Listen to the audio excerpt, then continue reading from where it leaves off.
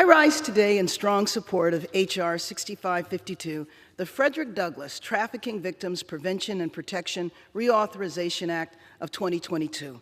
I want to thank the ranking member of our subcommittee on Africa, Global Health, and Human Rights, Representative Chris Smith, who I have worked closely with for many years to develop this bill.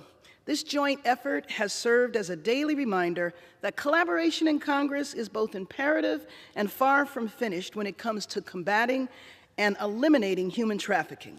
This legislation is the overdue reauthorization of the Trafficking Victims Act of 2000, which expired last September. To continue this essential fight to end global human trafficking, this measure must be passed by the House today so that more than 20 years of work is not undone. This bill is especially important in the wake of COVID-19 pandemic, when virtual K-12 education made it harder for teachers to identify and report human trafficking. Prosecution of traffickers were delayed as courts closed, and the demand for social services for survivors increased as many of them lost their jobs and homes.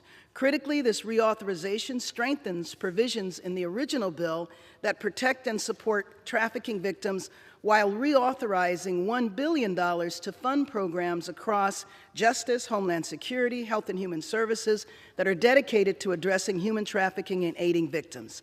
This funding includes $35 million in housing assistance grants for the victims of human trafficking, which offer temporary housing that provides trafficking survivors with meaningful alternatives to living with their abusers. It also funds education programs on trafficking warning signs for educators and law enforcement personnel who may otherwise unknowingly encounter trafficking victims, and it further requires greater accountability measures to protect people who are trafficked while appropriately punishing traffickers. In the U.S., the populations most vulnerable to human trafficking include migrant laborers, minorities, people with disabilities, those in the LGBTQ community, and especially runaway and homeless youth, and those in the child welfare and juvenile justice system.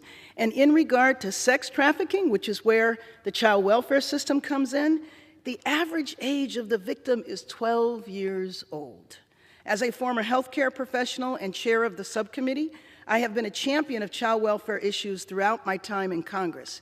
I've seen too many instances of human rights violations against children and other vulnerable populations falling victim to the abuses of human trafficking, both in the U.S. and around the world. We must take this issue seriously and continue taking a whole-of-government approach to addressing it.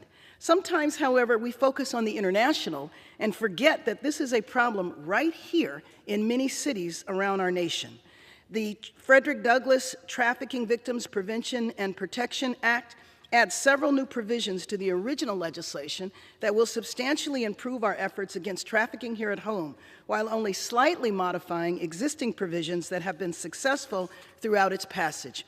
One important example is the modifications made to existing HHS grants that would train elementary and secondary school teachers, children, guardians, and trainers in the recognition and response to child trafficking. Child trafficking in the U.S. is not labor trafficking, but it's sex trafficking. This section now focuses authorities to ensure that grantees will use proven best practices, trains personnel with equitable approaches, and identify service gaps, amongst other things.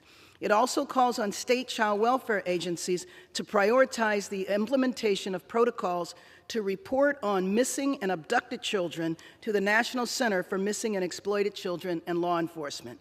Additionally, the bill requires states to submit annual reports on child sex trafficking victims to Health and Human Services, which is just one of the many steps that we can take to trace, track, and find those missing, and hopefully create a system that prevents further disappearance of our youth. It is our job to protect those in this country who cannot protect themselves, especially children in the child welfare system. When we remove them from their parents, from their homes, then we, the government, become the parents, and we cannot be guilty of neglect when these children disappear. H.R. 6552 also strengthens anti-trafficking efforts abroad. Human trafficking is the second largest criminal industry worldwide, with more than 25 million people, women and girls, being the largest identified demographic. These numbers are alarming, and I'm humbled to be a part of a measure that will focus on expanding prevention efforts at USAID by taking steps to further integrate counter-trafficking in persons activities into already existing international development programs. This bill moves not only to support those who have already fallen victim, but also to prevent further trafficking and bring perpetrators to justice. We must swiftly pass this bipartisan measure to protect those who are the most vulnerable among us. It is our duty to stop this heinous crime whenever and wherever it is discovered, whether it be here in the United States or abroad. I reserve the balance of